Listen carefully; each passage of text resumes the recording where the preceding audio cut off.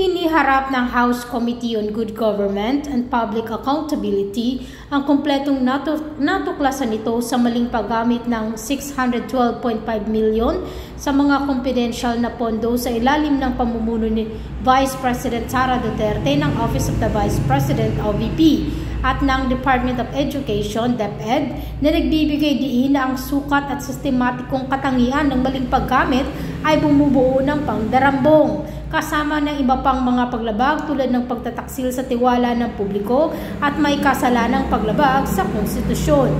Ang kaso ng pandarambong walang katulad na maling paggamit ng pampublikong pondo. Sa pagitan ng 2022 at 2023, 500 milyon ang inilaan sa OVP at 112.5 milyon sa DepEd.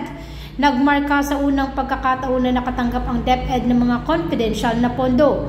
Ang mga pondong ito ayon kay Representative Luistro ay inilabas sa kabila ng kakulangan ng ahensya ng malinaw na mandato na nangangailangan ng mga naturang alokasyon. Ang Anti-Plunder Act ay tumutukoy sa plunder bilang ang pag-iipon ng ill-gotten wealth na nagkakalaga ng 50 milyon o higit pa sa pamamagitan ng serye ng mga tahasang kriminal na gawain ng mga pampublikong opisyal, direkta o hindi direkta. Inihayag ng committee na 4 na tranches ng 125 milyon ang naibigay sa OVP, 3 tranches ng 37.5 milyon ang napunta sa DepEd at ang mga pondo ay sistematikong inililihis at itinago sa pamamagitan ng mga gawa-gawang dokumento at kaduda-dudang sertifikasyon.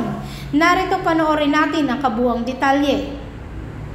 Ating nakitaan na maaring ikaso mula sa ating mga nadinig sa ating komite, rito ay ang violation ng plunder sa ilalim ng Republic Act 7080 as amended. Ang basis po natin ay lahat ng mga nakalap na impormasyon patungkol sa paggasta di umano ng OVP at ng Department of Education ng confidential funds sa ilalim ng pamumuno ng ating Vice Presidente.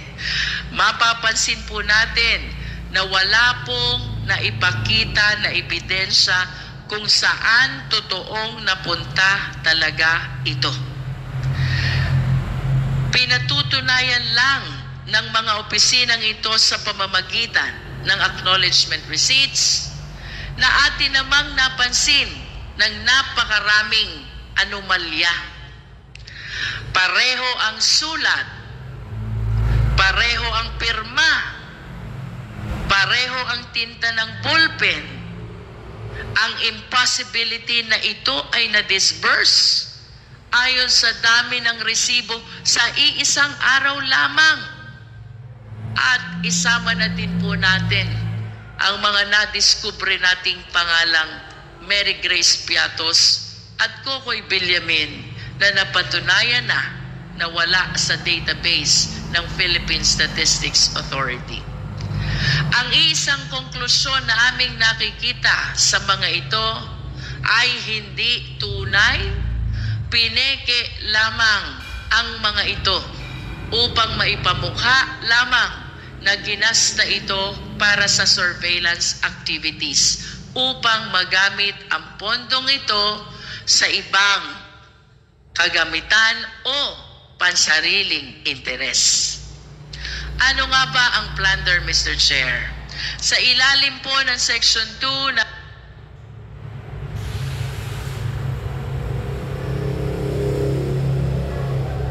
ating Anti-Plunder Act, nakasaad dito, any public officer who by himself or in connivance with members of his family, relatives by affinity or consanguinity, business associates, subordinates, or other persons amasses, accumulates, or acquires ill-gotten wealth through a combination or series of overt or criminal acts in the aggregate amount or total value of at least 50 million pesos. Nakasaad din rito na ang penalty ng paglabag ay reklusyon perpetua na may katumbas na 20 years and 1 day hanggang 40 years. I wish to add, Mr. Chair, na ito pong kasong ito, considering the penalty of reclusion perpetua is non-bailable. Kalakip din po ng penalty na ito ang perpetual absolute disqualification, which includes deprivation of such person from holding public office and employment kahit pa manalo sa eleksyon. Kaya naman, Mr. Chair, ang plunder sa madaling salita ay ang pagnanakaw ng pera mula sa kaban ng bayan na may halaga na higit sa 50 million pesos sa pamamagitan ng paggawa ng ibang krimen. Next slide, please. Kung makikita po natin sa ating screen, mayroong total na 7 umaabot sa 612,500,000 pesos. Ang 4 na tseke ay mula sa OVP, umabot ng 500 million pesos, at ang 3 pang tseke ay mula sa DepEd na nagkakahalaga naman ng 112,500,000 pesos. Mr. Chair, ang nabanggit na halaga, 612,500,000 pesos, lagpas sa 50 million pesos na required para sa kasong plunder. Ang mga checking ito ay lahat nakapangalan kay Ms. Gina Acosta bilang Special Disbursing Officer ng DepEd. Inamin niya sa atin na imbis na i-disburse niya ito as confidential expenses, ay sinunod ang utos ng Vice Presidente na ibigay ang pera sa kanyang security officer.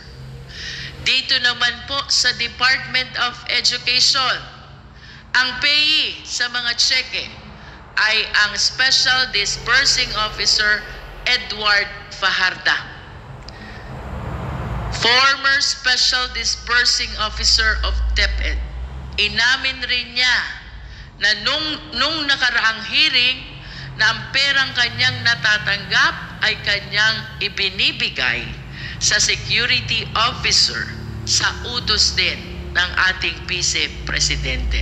Mr. Chair, I wish to show the breakdown of the confidential funds which were received both by DepEd and OVP. For OVP, Mr. Chair, for clarity, we have 125 million, that is last quarter of 2022, and then 125 million for the first, second, third quarters of 2023, total of 375. So 2022, which is 125, and 2023, which is 375, that is 500 million in total confidential funds utilized by the Office of the Vice President, Mr. Chair. For DepEd, Mr. Chair, I understand that this were utilized during the first 3 quarters of 2023, 37,500,000 each for the first, second, and third quarter of 2023, which totaled to 112 million pesos confidential fund utilized by the Department of Education. In total, Mr. Chair, ang kabuang halaga po na ating naimbestigahan pertaining to the utilization of confidential fund is 612,500,000 pesos. Napakalaki at nakakalulak. And to be very candid, Mr. Chair, ilang bata na sana ang ating napakain. Ilang bata na sana ang ating napaaral at ilang pamilya na sana ang ating nabigyan ng bahay. Mr. Chair, considering that the amounts involved here far surpass the threshold for plunder, na mas kilala bilang pandarambong, it is my humble position na dapat po talaga ay maipagpatuloy at mapalalim pa ang investigasyon upang malaman kung sino ang nakinabang sa perang ito. Such an investigation may not be for Congress to conduct anymore. Again, our ultimate purpose here is to legislate. Such an investigation, however, we will ensure will be conducted, Mr. Chair. Hindi po basta-basta ang mga pangyayaring natuklasan natin rito. Finally, Mr. Chair, ayon po sa isang Supreme Court decision, this is Macapagal Arroyo versus People, GR numbers 220598 and 220953, dated July 19, 2016. On the crime of plunder, napag-usapan po dito ng Supreme Court ang will, conspiracy na nagaganap in the commission of plunder. Kaya kung may pagpapatuloy po ang investigasyon, maigi pong matingnan kung sino po ba ang hub, sino ang mga spokes, ilang conspiracy po ba ang ating pinag-uusapan. In other words, Mr. Chair, we will look forward that as the other agencies conduct an in-depth investigation on this, we will look forward sino ang hub, sino ang sentro, sino ang nakikinabang dito sa alleged will conspiracy na ito. Maraming salamat, Mr. Chair. Thank you, Congresswoman Jinky Luistro.